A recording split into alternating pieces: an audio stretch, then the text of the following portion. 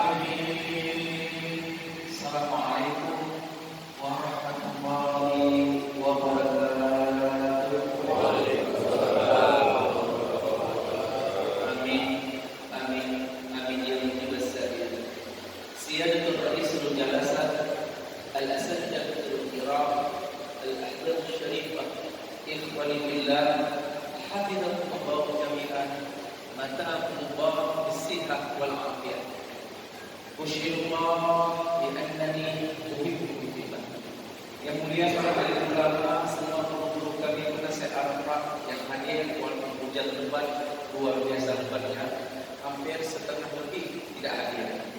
Kalau rezeki tidak hadir, Allah Akbar ilahi. Itulah namanya kalau kita cinta kepada Allah. Kemudian yang kami muliakan Ketua BKN, pengurus ya Pak Jafar, kemudian Pak Cik, Pak Masti, walaupun jauh-jauh dari sana sudah hadir kemarin, dan seluruh jemaah Arafah yang terdiri dari semua golongan, ada Pak Cik, Yena, Dua Lembaga, para dinas yang selamat hadir bersama dengan Kota, pengusaha, pedagang, semuanya, para dokter hadir bersama. Luar biasa. Subuh itu sangat luar biasa. Perhatikan Rasulullah Sallallahu Alaihi Wasallam bersabda. Wala Rasulullah Sallallahu Alaihi Wasallam kata Nabi Sallallahu Alaihi Wasallam tajtami'u. Perhatikan kalimatnya. Tajtami'u malaikatul laili wan nahar wal malaikatul nahar fi waqtil fajr. Berkumpullah malaikat siang dan malam di waktu subuh. Tidak hanya amal ibadah kita, semua doa-doa kita, semua yang kita lapaskan disaksikan, diaminkan oleh para malaikat. Ini luar biasa. Tapi sayangnya malaikat itu gaib, nampak. Kalau seandainya malaikat itu nampak, ketika kita mendoakan, ya Allah, ampuni, maafkan dosa-dosa kami. Amin. Siapa? Malaikat itu. Tapi alhamdulillah malaikat itu gaib, tidak nampak dan mengaminkan seluruh doa-doa kita tadi. Mudah-mudahan apa yang kita hajatkan, apa yang kita cita-citakan, insya Allah dikabulkan oleh Allah Subhanahu wa Ta'ala. Dan insya Allah ahad depan kita akan mengunjungi masjid Miftahul Jannah.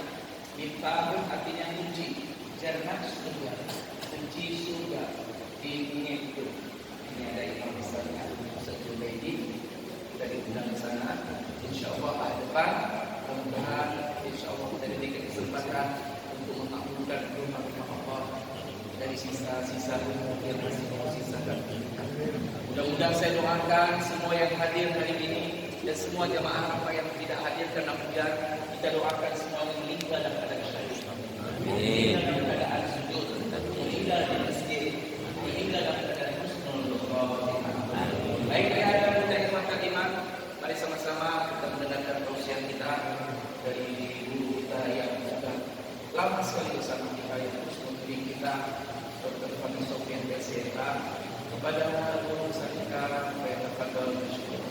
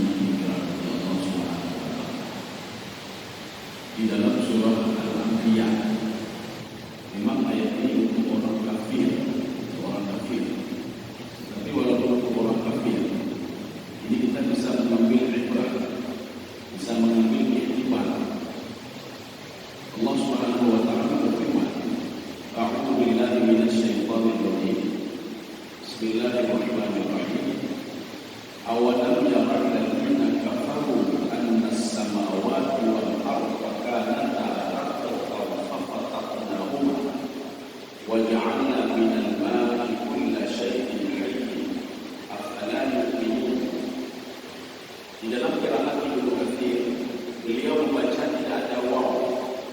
alam yang alladzina kafaru.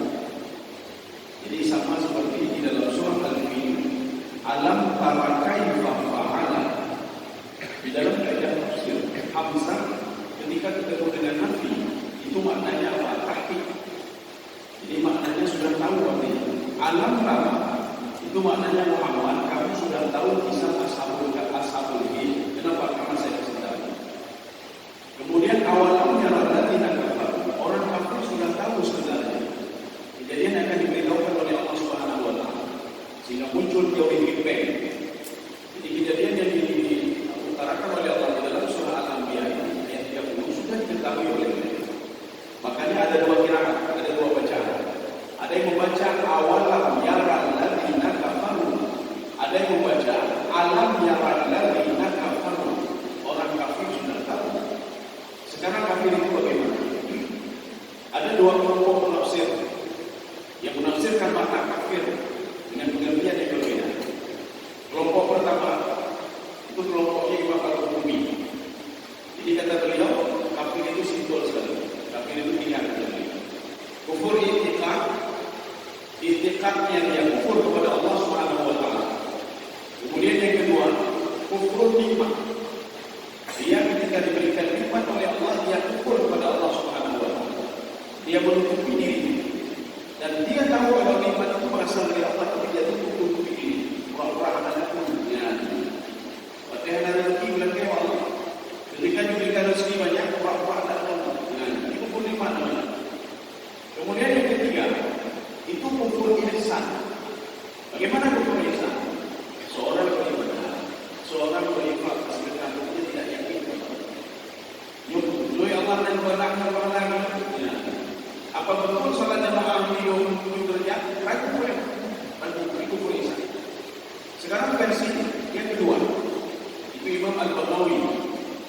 Beliau mengatakan kufur itu yang pertama kufur ingkar. Kufur ingkar bagaimana? Tidak yakin Allah aslan. Memang benar-benar tidak mengenal Allah. Maksiat dia buat kufur. Dia tidak mengenal Allah Subhanahu wa taala. Hanya dia Allah baca dan dia Allah Subhanahu wa taala. Ini namanya kufur ingkar. Yang kedua, kufur juhud. Kufur juhud adalah kufurnya iblis kepada Allah Subhanahu wa taala. Iblis ahli ibadah. Dalam satu tafsir itu dikatakan ibadahnya itu 1.500 tahun lalu. Dalam satu tafsir lagi, lebih daripada 1.500 tahun lalu, 80 tahun lalu. Tapi dia dipilih oleh Allah sebagai kufur juhud. Kenapa kufur juhud? Dalam satu waktu dia tidak patuh kepada Allah Subhanahu wa taala. Kalau kita melihat ini, kisah iblis itu, bisa-bisa kita itu masuk ke dalam jenis kufur juhud. Seorang ahli ibadah, tapi dalam satu waktu dia jauh dan tidak patuh kepada Allah Subhanahu wa taala. Yang ketiga, kufur inat. Inat itu terbuka. Jadi kufur jenisnya terbuka. Siapa itu? Abi Thalib. Abi Thalib bukan tidak tahu dakwah Rasulullah, dia tahu. Abi Thalib bukan tidak tahu kalau dakwah itu berasal Rasulullah itu disuruh oleh Allah Subhanahu wa taala. Al-Qur'an itu berasal dari Allah Subhanahu wa taala. Mana buktinya? Jadi Ali bin Abi Thalib itu anaknya Abi Thalib, sepupunya Rasulullah SAW. Karena Abi Thalib itu adalah pamannya Rasulullah. Jadi ketika masih kecil, Abi Thalib kan banyak anak. Sehingga Rasulullah menjumpai pamannya Hamzah. Bagaimana kalau kita jaga anak-anak Abi Thalib? Karena anaknya banyak sekali. Masing-masing kita ambil anaknya satu orang. Rasulullah mengambil Ali bin Abi Thalib. Ketika itu diajarkan agama kepada Ali bin Abi Thalib, diajarkan sholat kepada Ali bin Abi Thalib. Dilihat oleh Abi Thalib. Waktu itu Ali sedang sholat, ditanya kepada Rasulullah, "Ya Muhammad, kamu ajarkan apa sama anak saya?" Rasulullah mengatakan, "Saya mengajarkan dia supaya mengenal Allah. Saya mengajarkan dia sholat. Saya mengajarkan dia beribadah supaya dia dekat dengan Allah Subhanahu wa taala." Apa kata Abi Thalib? Ajarkan terus, ajarkan terus. Nyokok nikmat namanya. Dia sudah tahu ajaran yang benar, tapi dia tidak mau masuk Islam, tidak mau beribadah. Dia berkeinginan. Yang keempat, kufur nifaq. Ini gimana namanya?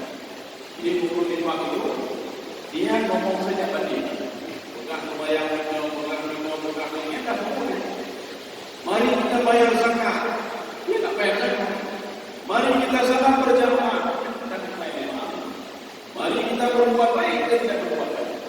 Ini namanya kufur nifaq. Dua-dua jenis ini kita mengambil semuanya. Lihat apa namanya? Berarti 3, 4, 7 semua kufur. Apakah kufur itu jenisnya kufur intikadi, kufur nikmat, kufur ihsan, kufur ingkar, kufur juhud, kufur inad, kufur nifaq? Ayat ini menunjukkan kepada kita orang ini. Awalam yara alladziina kafaru, orang kafir kata Allah, itu orang ini. Mereka tahu atau tidak tahu? Annas samawati wal ardi kanata ratqan fafataqnahuma. Dulu langit dan bumi ini menyatu satu. Ini satu. Makanya mobilnya teori Big Bang. Teori Big Bang itu biasa. Kenapa? Karena sudah ada dua di dalam Al-Quran. Dulu langit dan bumi menyatu. Makanya di dalam tafsir Ibnu Abbas, apa kata Ibnu Abbas? Ketika Allah memisahkan langit dan bumi, fayabqa al-ardu fi makanihi wa tarfa'u as-samawati. Bumi itu pada tempatnya dan langit itu diangkat oleh Allah Subhanahu wa taala. Karena terkatakan mereka itu menyatu, fafataqnahu, dan dipisahkan oleh Allah Subhanahu wa taala. Orang kafir ketika orang itu bukan tidak tahu, mereka tahu. Coba cerita teori Big Bang sama mereka, mereka tahu bukan tidak tahu. Coba ceritakan sama mereka dulu proses kejadian langit dan bumi ini. Dulu tidak seperti ini. Jadi artinya apa? Sekian ribu tahun, sekian ribu berpisah lagi, sehingga menjadi langit dan bumi. Kamu sedikit sedang jemaah di dalam ini. Ketika kita menuju ke dalam surah Asy-Syams, di situ ada 7 sumpah Allah Subhanahu wa taala. Salah satunya apa? Was-samaa'i wa ma banaha. Ini ayat ini mendukung tafsirannya Ibnu Abbas. Langit itu saya angkat kata Allah Subhanahu wa taala.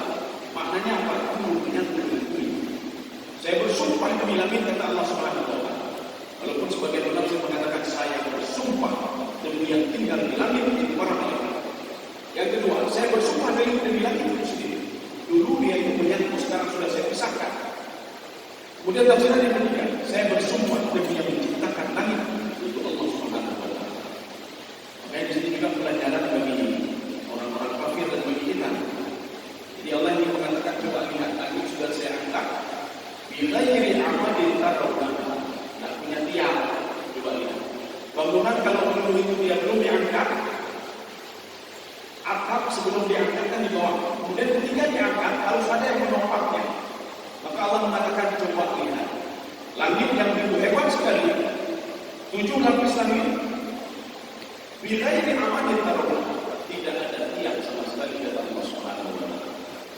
Makanya sebagian kita ini hanya yakin bahwa yang maju. Maka bertanya lagi, apa mungkin saya akan dibangkitkan kembali oleh Allah setelah saya hancur, berulang-ulang hancur? Apa mungkin? Maka salah satu orang kafir itu mendakwai orang-orang kafir yang lain supaya tidak yakin kepada Nabi Muhammad. Salah satunya apa? Apakah kalian percaya dengan Nabi Muhammad? Kita musimtum kullahu masah kita bukan berfakir jadi. Ketika kalian sudah masuk ke dalam itu, kalian sudah ulang-ulang sudah hancur, akan dibangkitkan kembali. Tidak mungkin kata orang kafir. Dijawab oleh Allah Subhanahu wa taala. Khalqus samawati wal ardh akbar min khalqin nas. Penciptaan langit dan bumi itu lebih dahsyat daripada penciptaan manusia kecil selain ciptaan manusia. Jadi artinya apa? Manusia kalau sudah berhasil diciptakan oleh Allah, kemudian dia jadi kita bukan sekali Allah membangkitkan dia kembali kepada masa nanti. Kaum muslimin sedang dimaksudkan. Ini juga masih dalam surah Asy-Syams ketika Allah bersumpah was-samaa'i wa ma banaha. Coba kalian lihat bagaimana saya angkat seperti dalam tafsir Ibnu Abbas tadi. Wal ardi wa ma tahaha. Dan bumi ini kata Allah Subhanahu wa taala saya hamparkan kata Allah. Fasafaha kalau dalam tafsir yang lain. Kalau dalam tafsir Sawi, jadi beliau mengatakan khalaqal arda 'alal ma'i. Allah menciptakan bumi ini di atas air. Maksud bumi yang dimaksudnya pada tempat tinggal kita di atas air. Coba lihat, Sumatera kan di atas air, kita dikelilingi oleh air. Sekarang kita mengatakan di Pulau Aceh, di Pulau Laut, tapi kok di Pulau Laut? Sabah di Pulau Laut, Simelu di Pulau Laut. Air dan wilayah laut, padahal kita juga di tengah laut. Artinya apa? Kita kan ya tidak usah bangga, tidak mempunyai PI, apa yang kita katakan? Ketika kita lihat suami itu melihat, si menua ada naik air, tidak naik sama sekali. Kita yang kita katakan hebat, ini apa dulu, walaupun tidak apa namanya kita merasa tidak di tengah lautan. Padahal Sumatera ini di tengah lautan. Sekali dinaikkan air oleh Allah Subhanahu Wa Taala habis semuanya. Kalimantan di tengah lautan, Sulawesi di tengah lautan, Jawa di tengah lautan. Oh, Arab Saudi memang naik di tengah lautan. Arab Saudi memang dikelilingi oleh Laut Merah dan Arabik Sea. Walaupun di samping-sampingnya itu ada Yaman, Oman, Jordan dan lain sebagainya. Kalau kita lihat semua dikelilingi oleh lautan. Oh, Afrika daerah kering di sampingnya lautan semuanya. Artinya ketika diangkat air oleh Allah Subhanahu Wa Taala, semuanya ini bisa diisi. Bahkan kaum sahabat sendiri, ini kalau kita melihat geografisnya apa namanya Yaman, daerah Yaman itu bukan banyak gunung-gunung. Secara logika itu mustahil sesuatu bisa naik ke situ, air laut bisa naik. Tapi apa yang mustahil pada Allah Subhanahu Wa Taala? Maka para pelakunya, tatkala penduduk Sabah itu dia ingkar dan tidak percaya kepada Allah dengan nikmat yang sudah diberikan oleh Allah Subhanahu Wa Taala. Itu air laut merah, Arabik Sea, semua naik ke atas apa namanya bukit-bukit itu dan menghancurkan kaum Sabah. Fa'arsalna 'alaihim saylal 'arim wa baddalnahum jannatayn. Saya gantikan semuanya dengan kerusakan kata Allah Subhanahu Wa Taala. Makanya air laut itu pasukan Allah itu naik ke atas gunung, turun lagi dan dihancurkan semuanya. Ketika dia sudah dihancurkan, dia kembali lagi ke laut. Kaum muslimin sedang yang berbicara. Inilah yang dimaksudkan dengan annas samawati wal ardh kanata ratqan fafatahnahu. Saya pisahkan kata Allah Subhanahu Wa Taala. Makanya muncul teori-teori Big Bang ini menyatu dengan ini. Inilah yang dimaksudkan oleh Allah Subhanahu Wa Taala dengan kalimat yang pertama tadi dalam kaidah tafsir. Setiap hamzah ketemu dengan nafi itu maknanya apa? Maknanya takkid. Apa makna takkid? Orang kafir sudah tahu apa yang diceritakan oleh Allah dalam Al-Quran, kita tidak tahu mereka. Maka Allah katakan waja'alna minal ma'i kulla syai'in hayy. Saya jadikan dari air semuanya bisa hidup. Maka terima kasih kita kepada Allah yang berlindung bahwa semuanya bisa hidup. Inilah yang seperti dikatakan di dalam tafsir wasyamsi wa duhaha. Apa kata tafsir Sawi? Beliau mengatakan matahari itu sumber kehidupan. Makanya kalau tidak ada matahari, tidak ada kehidupan. Kenapa tidak ada kehidupan? Tidak ada hujan. Kenapa? Tidak ada yang hidup air hujan ke atas. Ya. Tidak ada proses fotosintesis. Kenapa? Tidak ada matahari. Jadi makanya kenapa ada siang dan malam? Ketika malam manusia seperti tertidur semuanya. Pada rumah tidur. Rumahnya 1-2 orang yang ini. Ketika muncul matahari, yang kita terjadi muncul matahari. Tidur yang terkait dengan bawah, maju itu dah. Katanya membuat Allah yang kerja. Bagus semuanya. Inilah yang dikatakan oleh Imam Sawi dalam tafsir beliau. Ini adalah perumpamaan ketika kita dibangkitkan kepada manusia ini. Makanya ketika itu duluan ada matahari. Ketika matahari muncul, semua jasad-jasad yang ada pada masyarakat dibangkitkan oleh Allah Subhanahu Wa Taala.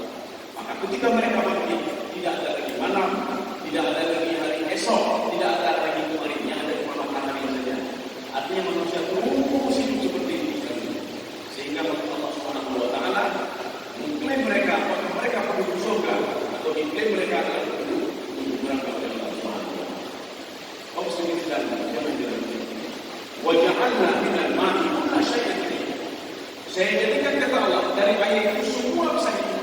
Tidak ada satu manusia pun yang memungkiri ayat ini, termasuk orang kafir. Dalam teori apapun teori kafir, air itu bisa menghidupkan. Bahkan Allah mengatakan dalam Al-Quran, "Alladzi khalaqal mauta wal hayata liyabluwakum." Allah ciptakan kematian dan kehidupan untuk menguji kalian apakah kalian percaya kepada kuasa Allah. Sebagai penafsir mengatakan, "Alladzi khalaqal mauta," yang mati itu sebenarnya itu apa Allah? Mana contohnya? Kita ambil biji-bijian yang sudah mati. Biji-bijian biji yang pada banyak biji akur boleh. Biji yang pada biji mangga yang sudah 10 tahun, 20 tahun kita simpan dalam Coba kita ambil biji, kita tanam, kemudian kita siram. Proses biji itu bisa tumbuh kembali. Inilah yang Allah maksudkan. Alladzi khalaqal mauta. Allah ciptakan kehidupan dari yang mati. Tadi kan mati tadi. Dari yang mati itu diciptakan menjadi hidup oleh Allah Subhanahu wa taala. Wal hayata, dan Allah menciptakan yang hidup itu menjadi mati kembali. Untuk apa? Yang kedua itu aksana. Untuk menguji kita. Sebenarnya tidak saja semua orang yang akan diuji oleh orang kafir.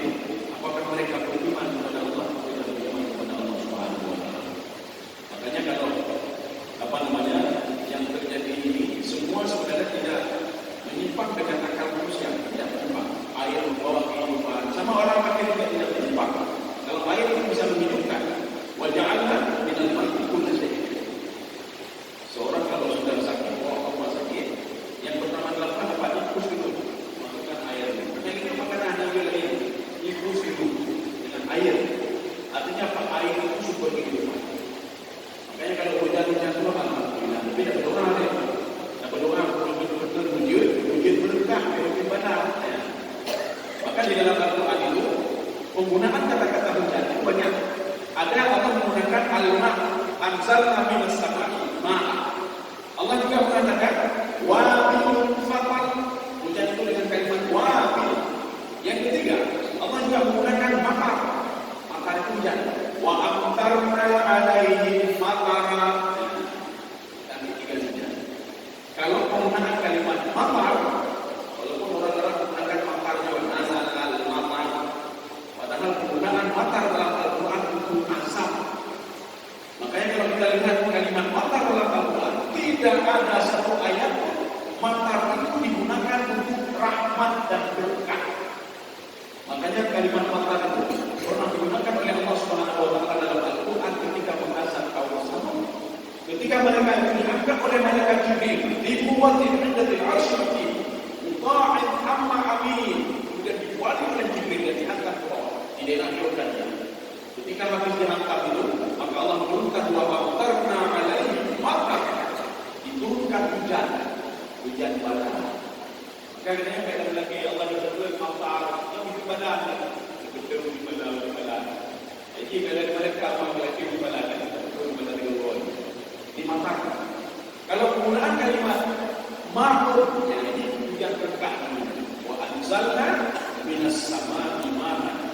Saya turunkan hujan berkah dari langit kata Allah Subhanahu wa taala. Maka kalau kita baca dalam Al-Qur'an itu ada al-ma', itu aja hujan berkah. Wabil itu hujan begini, apa istilahnya? Hujan deras. Jadi kalau ada batu itu lama-lama kalau ada hujan deras itu bisa terkikis. Makanya Allah mengatakan amalan orang-orang kafir itu dia bersedekah, dia berinfak, membantu masjid, bantu anak yatim seperti apa? Wabilun fatal. Dia seperti di atas batu itu ada debu, kemudian seluruh hujan lebat itu hilang semua. Demikian pula amal ibadah orang-orang kafir. Awak apa lalu kenapa mereka tidak yakin juga kepada Allah Subhanahu wa taala? Siapa orang kafir kenapa tidak yakin kepada-Ku? Kenapa tidak yakin kepada hari kebangkitan? Padahal teori yang saya berikan mereka yakin kepada teori. Sehingga mereka buat teori baru, teori apa? Big Bang. Kita yakini teori Big Bang mereka. Cuma tanya sama orang lain, enggak ada yang tidak mengakui teori Big Bang. Tapi kenapa teorinya Allah Subhanahu wa taala adalah Al-Qur'an ada tidak yakin? Kaum muslimin sedang jauh di dalam ini walaupun pelajaran bagi orang-orang kafir yang 77 orang tadi, tetapi juga ini merupakan iman, pelajaran bagi orang-orang mukmin, pelajaran bagi kita. Jadi jangan orang-orang kafir saja yang membaca Al-Quran. Makanya sekarang banyak kafir Cina itu banyak. Kafir Cina itu kafir terubule, kafir rumah, bahasanya rumah. Artinya dia mengkaji Al-Quran, dia mempelajari Al-Quran, dia yakin apa dalam Al-Quran, tapi dia tidak mau masuk agama Islam. Dia terus mengkaji Al-Quran. Sekarang kan sudah banyak kajian-kajian tentang orang Islam. Di Australia juga ada kajian tentang Islam. Di Jerman juga ada kajian tentang Islam. Banyak sekali kajian tentang Islam. Orang-orang kafir mengkaji Al-Quran. Orang-orang kafir mengkaji ilmunya Islam. Bahkan di Korea, mungkin sudah pernah saya ungkapkan. Ada di sebuah universitas Handuk.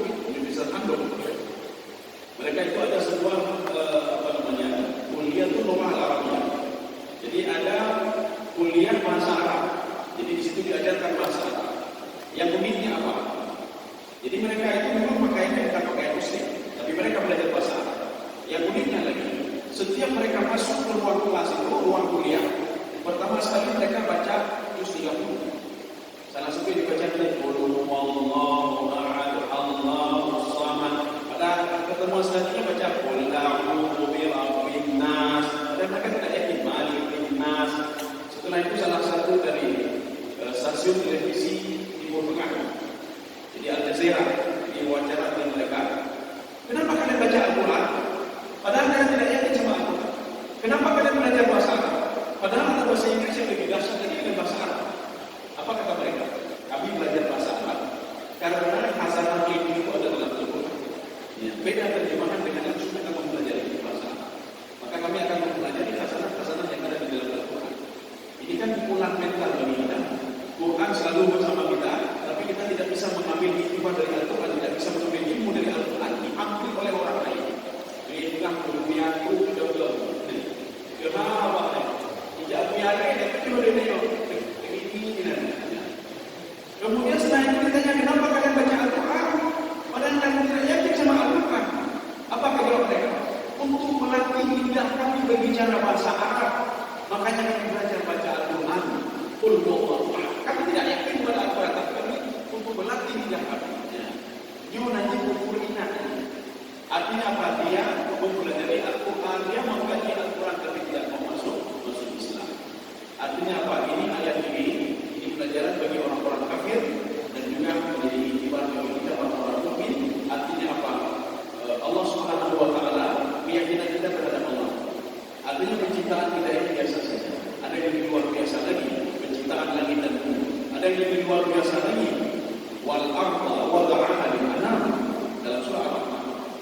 Dia Allah mengatakan, bukti saya sayang sama kalian, bukti saya cinta sama kalian, kata Allah. Wal arda wada'aha lil-anam, semua saya serahkan kepada manusia. Walaupun ada sebagian penafsir mengatakan tanah itu masuk semuanya, masuk manusia dan jin, tapi tidak iblis. Ya, masuk manusia dan jin. Jadi makanya bumi ini bukti sayang saya kepada kalian. Maka kalau surah Al-Rahman itu dimulai dengan kalimat Ar-Rahman, Allamal Quran. Inilah ayat yang pertama yang diberikan oleh jin ketika dia mengeksekusi Rasulullah SAW. Waktu itu pertama sekali mereka mendengar ini, Rasulullah membaca, ada dua riwayat yang berbeda. Rasulullah membacanya di Suku Kas. Suku Kas itu tidak jauh dari Mekah Al-Mukarramah. Ada yang mengatakan di antara Mekah, perjalanan Mekah itu apa? Ada sebuah kota ini di tengah-tengah lembah itu. Jadi Rasulullah ada dua riwayat yang berbeda. Ketika Rasulullah membaca Ar-Rahman, Allamal Quran, Khalaqal Insan, Allamahul Bayan, betul-betul gini. Kita berdoa setiap hari dari itu. Ar-Rahman, ayat betul yang baca ayat betul. Jin baru sekali dia dengar benar-benar. Kita juga kata kita dengar benar-benar. Maka berdoa lagi. Enggak ada baca Ar-Rahman, ayat-ayat. Padahal di dalam ayat itu mengandung kasih sayang Allah Subhanahu wa taala kepada hamba-Nya. Maka kenapa jin waktu itu tidak ragu dan setia kepada Allah? Tidak ragu kepada Al-Quran, tidak ragu kepada Nabi Muhammad SAW. Karena makna Ar-Rahman itu, wahai jin, wahai manusia semua, saya sayang semua kepada kalian. Ar-Rahman. Makanya Ar-Rahman, Ar-Rahim. Kasih sayang Allah itu mencakup semuanya. Apapun diberikan oleh Allah Subhanahu wa taala, kafirkah dia, munafikkah dia, musyrikah dia, semua diberikan oleh Allah. Makanya kita itu nikmat kan ada berapa macam? Ada nikmat khariji, nikmat lahiri, nikmat yang nampak, urut sehat, badan raya, sehat. Semua diberikan oleh Allah. Mata masih sehat, mulut sehat, jantung sehat, telinga sehat, semua sehat ya. Ini nikmat lahiri. Tetapi tidak diberikan nikmat batin. Jiwanya sehat, hatinya sehat. Hanya ini. Hanya duduk nyaman, hanya duduk yang kuntal selalu hatinya, kuntal selalu. Sudah. Kemudian yang kedua, ada orang diberikan nikmat ketenangan jiwa, tenang jiwa dia, tenang, nikmat dahili namanya, nikmat batini namanya. Tapi orang itu, jiwanya tenang, tapi harta dia, milik diberikan oleh Allah, tapi jiwanya tenang. Ya, harta-hartanya jabatan ada, tapi ketenangan jiwa luar biasa. Yang ketiga, ada orang diberikan dua-dua oleh Allah. Tubuh sehat, anak kena penyakit, batinnya juga sehat. Maka kita nikmat lahir dan nikmat batin. Ya. Ibu negara ini yang itu bertanya itu. Untuk apa aja macam cuma lagi? Untuk apa ini hebat ini cuma lagi? Maka dua-dua lagi. Berikan nikmat lahir kepada Allah dan nikmat batin. Yo harta itu dua anak itu maju. Ya. Jiwa kita bukan ada kuat maju. Maka kita minta dua-dua kepada Allah Subhanahu wa taala. Maka ini sekian saja. Mudah-mudahan ada manfaatnya bagi saya sendiri dan teman sekalian. Subhanallah wa bihamdihi, asyhadu an la ilaha illa anta, astaghfiruka wa atubu ilaik. Assalamualaikum warahmatullahi wabarakatuh.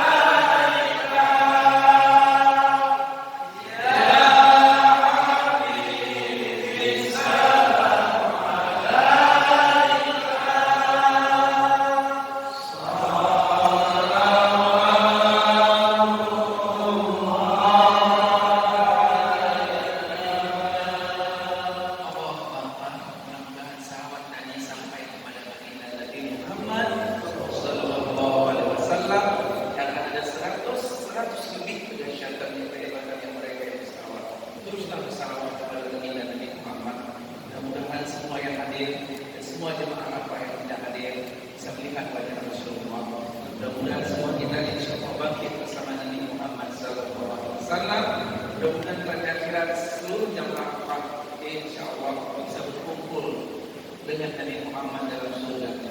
Amin. Yang kita saya. Terima kasih banyak kepada guru kita bersama. Kita doakan bagi akhirat juga kita bersama seluruh guru kita dalam surga ya Allah. Ayahnya bunda ikhwatan iman insya Allah at-depan kita akan mengunjungi masjid Miftahul Jannah itu. Miftahul Jannah sebelum melakukan sebagai umat. Mudah-mudahan teruslah kita bersama terus sampai akhir hayat kita. Mudah-mudahan kita meninggal bersama. Mari sama-sama kita bersama salaman saling memaafkan antara kita ya Pak Haji.